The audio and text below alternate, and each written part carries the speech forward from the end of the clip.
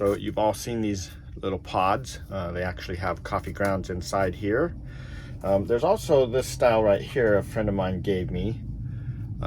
So instead of the plastic cup, it has you know, just the filter right there. I'm kind of interested what you think. Do you get the plastic taste? He was saying that he thought maybe you get the plastic taste with these, where these you wouldn't because there's no plastic, it's just a filter. So I'd be kind of interested in knowing what you think about that.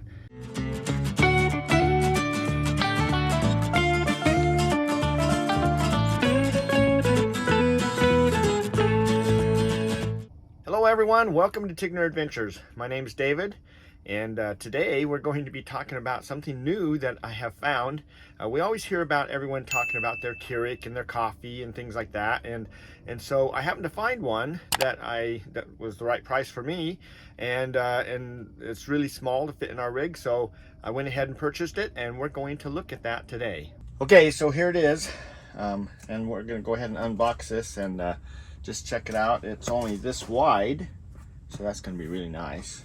So let's go ahead and open this up. It does come with the manual here. Nice little thank you card.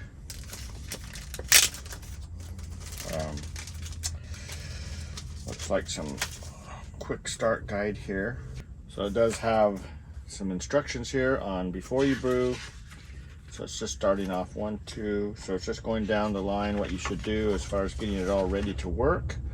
And then looks like, oh, so we've got a coupon here for $3 off some of the coffee pods. And then on this one, if you register your coffee maker at Keurig.com/new and enjoy 50% off beverages. So up to 24 of them, so not a bad little deal there. So let's go ahead and we're just going to set this stuff to the side. I really want to open this up and see what it's like. So anyway, it's well packaged, and just take that out of there. This is it. It is pretty darn skinny.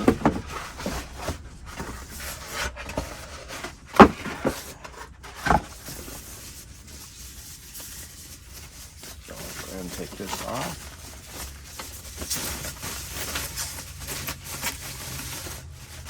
Wow. There it is.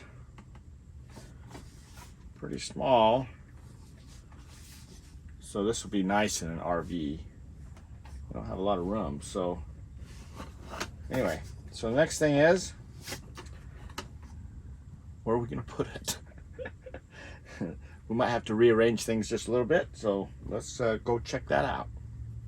All right, so here is our kitchen. And you can see our counter space is very limited because since you all live in an RV, you know exactly what I'm talking about. This knife holder used to be located down here, and I took it off of there and put it up above, and I think I can just set the Keurig right there. Voila! There is the Keurig. So it'll sit there just nicely. You can still access everything. Can get into the top to pour water in it and put a cup in the front. So that'll work out really nice right there. All right, I have it sitting in place where I'm going to actually put it. There are instructions here. So I've got the little instruction book. It's 1 through 7. Talks all about how you go ahead and take all this junk off and get it plugged in and everything, and how you brew your first cup of water just to process the system or clean it out. So we're going to go ahead and take it apart and get it set up, and then we'll go ahead and do the cup of water. So we always use bottled water here because the actual water that we get from the tap's got a lot of minerals in it, and it's pretty salty also. So we just either buy jugs or we go out and fill them up. And the instructions say, so we're supposed to plug it in, which we did, press the power button, then let's see, the power button will illuminate. So power button's illuminated. It says add 1 cup 8 ounces of water into the mug. Lift the water reservoir lid and pour the water into the reservoir. do not fill past the max. And if you look right here, you can see the max. So we're just going to go ahead and fill this up. Alright, so we've put actually we put a little over 8 ounces in there. And so we're going to go ahead and close that. Lower the lid and place your mug on the drip tray right there. We're just going to do the one, so lift and lower the handle. Do not insert a cup at this point. So we're just doing this so that it knows that it thinks a cup went in there. It's now flashing up here on top. And what we're doing is we're cleansing the brew. So press the brew button. The brew indicator light will illuminate solid, then begin to pulse while the brewer is heating. After about 2 minutes, the brew indicator light will illuminate solid again and water will begin to dispense. And then once this happens, we're going to pour the water into the sink. This is a one-time setup process, and now it will be complete, and then we can go ahead and start actually brewing our coffee.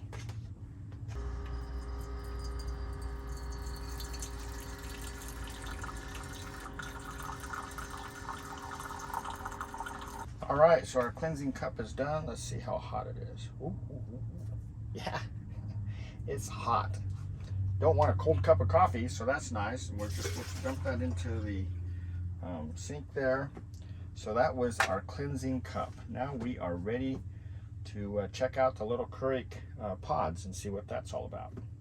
All right, so I've purchased a medium roast and also a dark roast. I don't know which one I'm gonna like the best yet, so I'm gonna try them out. And in this case, I'm using Green Mountain that I'm gonna try. So this one's a medium roast.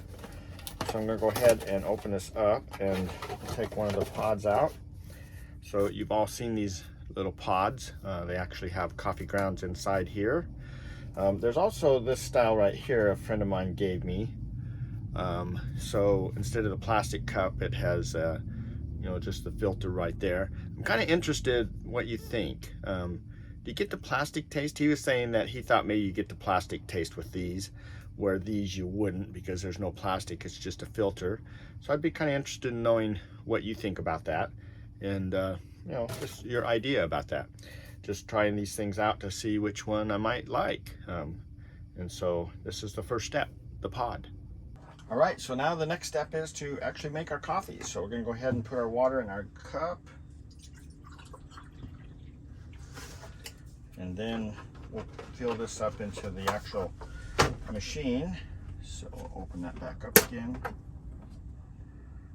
And it does have a minimum and max on the side here. So we're just gonna pour that in there like that. And we are below the max. And we're going to take our cup, put it on the drip tray. Now, one thing I mentioned about these little pods is that if you are at a high elevation, then they tend to, you know, expand a little bit. So you want to actually push this in there. So we're going to actually pull this up. We're just going to sit it in there. But if you were at the high elevation, you'd push down on it a little bit so it punctures the bottom and it goes out, so that it kind of takes some of that pressure off the lid. So in this case, we're just doing that, and we're going to go ahead and close that. Push the brew. That will go ahead and start heating up the water, and pretty soon we're going to have coffee coming out in our cup. Ah, look at that nice hot coffee.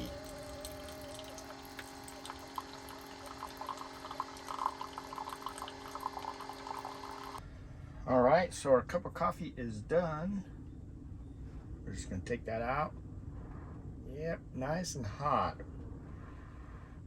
We're going to set that there for a minute and let it cool down. Just learn from experience. Don't want to burn my tongue. Kind of ruins the whole flavor at that point. So anyway, you take this up, you go ahead and pull the little pod out, and you just toss it in the garbage. And there's actually quite a few manufacturers that make these. You don't have to just go with Green Mountain. Kroger has a brand also, their own brand. So I'm going to try out a few different ones and everything. This is medium roast, so I'm going to check that out. The dark roast is a little bit, you know, stronger coffee. Anyway, got a full cup of coffee here, and check it out. See if